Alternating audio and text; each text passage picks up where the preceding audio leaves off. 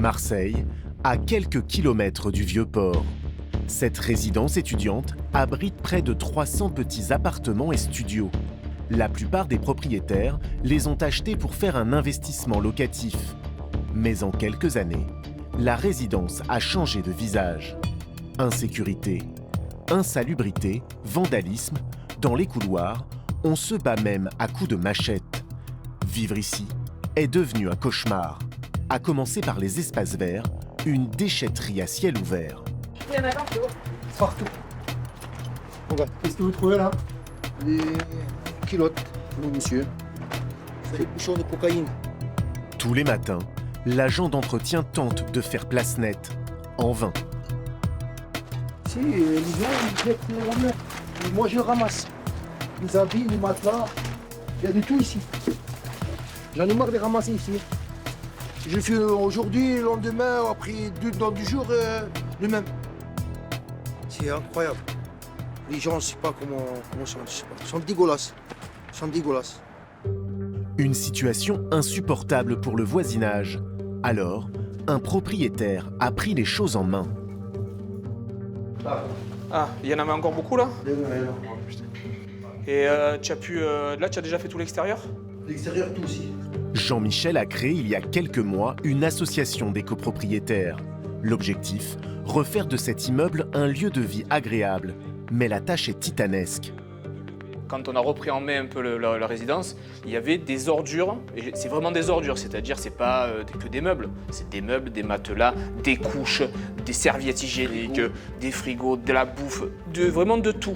On s'est tous réunis, alors, les copropriétaires qu'on avait réussi à réunir, on a fait une cagnotte litchi, on a pu louer des grosses bennes Veolia de 30 mètres cubes, et tous les propriétaires qui étaient là, on était à peu près une cinquantaine, on a du coup évacué tous ces déchets. On a rempli les bennes, on a appelé Veolia, ils ont enlevé la benne et tout ça, et puis on a payé tout ça. Maintenant, on essaye d'entretenir propre, et si l'homme d'entretien, il n'est pas là, c'est sûr qu'on croulerait sous les ordures. Jean-Michel possède un studio qu'il pourrait avoir du mal à louer si la situation se dégrade encore plus. Si on regarde l'aspect du campus, l'image qu'on reporte, elle n'est pas saine. Quand il y a des locataires qui viennent, on arrive là, les gens ils tiquent, ils disent « je suis tombé quoi ». Des bâches, des rideaux, des draps. On ne peut pas, sous prétexte du vis-à-vis, laisser des palettes. On se croirait dans des taudis, dans des bouges. On prend l'exemple qui est ici. Il a mis des jolis caillebotis en bois, avec un peu de verdure. C'est quand même plus sympa que de voir ça. Car voilà le problème numéro 1 pour ces propriétaires. Sur les 277 logements de la résidence, 39 sont occupés par des squatteurs. Là, il n'y a pas de poignée, c'est des ficelles qui tiennent les portes ou des morceaux de fil de fer. Donc on voit très bien que ça, c'est pas des maisons qui sont habitées, on va dire, conventionnellement par des locataires.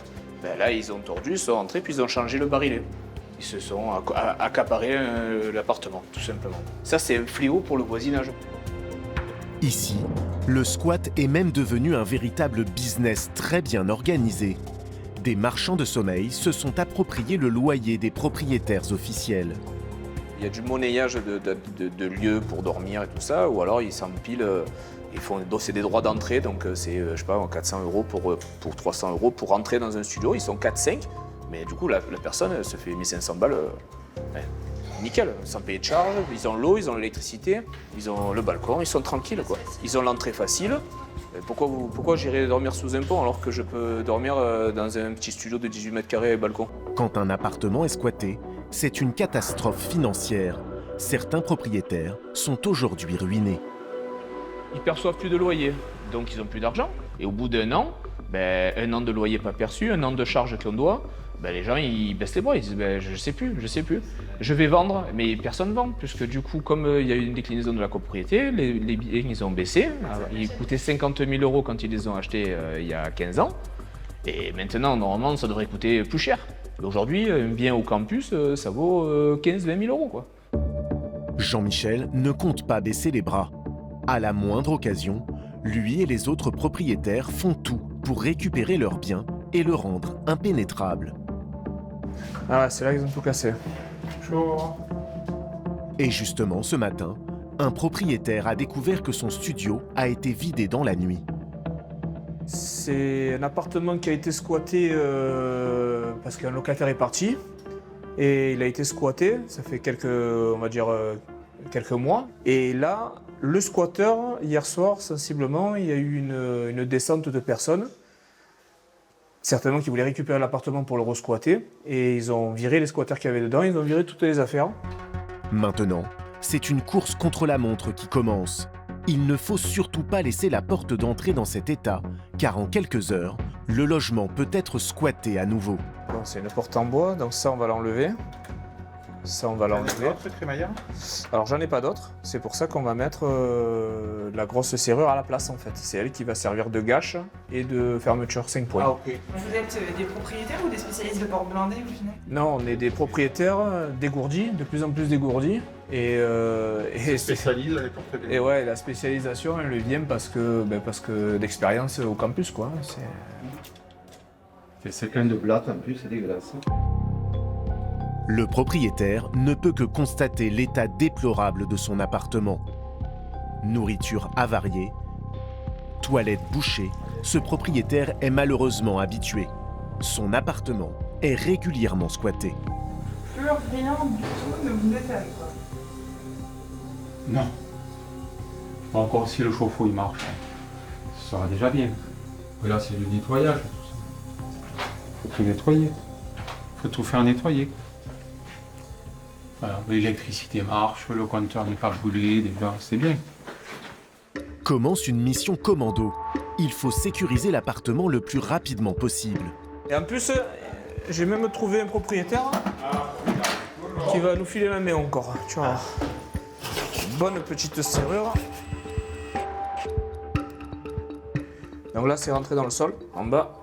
En haut, c'est bloqué, ici. Et ici, tu as les 4 points. Génial. Leur tactique est efficace, le nombre de squats ne cesse de diminuer. Il y en avait plus de 70, après on est passé à une cinquantaine, une quarantaine là. Et là maintenant on était à 39. Celui-là en moins et un autre en face, ça fait 37. Et justement, Jean-Michel doit aller voir l'un de ces 37 logements encore squattés.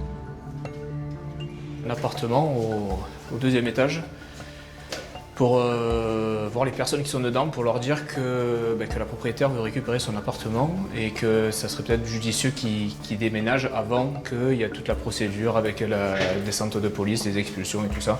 Mais les squatteurs sont imprévisibles, la visite peut très vite déraper. J'appréhende, ça peut mal tourner.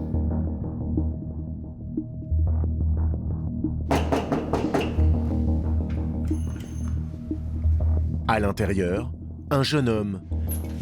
Salut. Salut.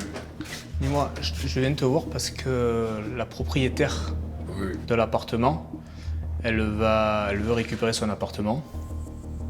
Je suis pas disponible pour le moment. Tu sais pas quoi? Je suis pas disponible, Non, mais là, c'est moi, je venais juste t'avertir que la propriétaire, elle veut récupérer son appartement. La propriétaire, tu sais, celle à qui appartient l'appartement. Après, je veux. Parce que je sais pas moi qui j'ai loué. Tu l'as loué l'appartement? Oui. Après, je veux. T'as un bail?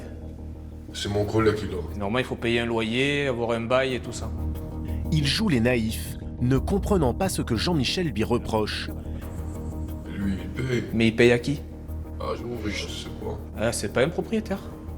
C'est peut-être quelqu'un qui, s'il a pas un bail, c'est peut-être quelqu'un qui vous loue l'appartement qui c'est pas le sien. Tu vois ce que je te dis? Oui, oui. Ça, c'est encore plus problématique. Bon, moi, je venais juste te prévenir, parce que j'ai pas envie que vous soyez pris en traître, te prévenir que si la propriétaire ne récupère pas son appartement, elle va tenir la procédure, ils vont venir faire l'identification et l'expulsion avec la police. C'est juste ça que je venais vous dire. Je vais lui parler. Tu lui dis? Ça va, tu veux mon numéro? C'est bon. Non? Il va te venir chez toi. Ça va, ça marche. Allez. Difficile de savoir s'il est victime d'un marchand de sommeil ou juste un menteur. Très gentil, il comprend pas, il dit mais on paye un loyer. Mais il sait pas. Alors il sait pas ou il veut pas savoir. Des fois il paye réellement des loyers à des personnes qui sont pas les propriétaires. En fait, des squatteurs se sont accaparés l'appartement et derrière ils les remettent en location, comme ça avec facilité. Comme il y a beaucoup de demandes de location tous les jours, moi j'ai 4-5. On peut vite faire du marchand de sommeil, hein, c'est pas le but. Mais voilà, ils louent des appartements qui sont pas à eux, et puis ils empochent, mais ils payent jamais les charges de copropriété, enfin, ils payent pas les taxes foncières, ils payent rien, donc c'est que du bénéfice. Cette fois, l'échange s'est fait dans le calme, mais les explications du squatteur sont assez vagues. Le business du squat va-t-il enfin s'arrêter dans cette résidence? À ce jour, 12 procédures d'expulsion sont en cours et une dizaine devraient être déposées dans les prochaines semaines.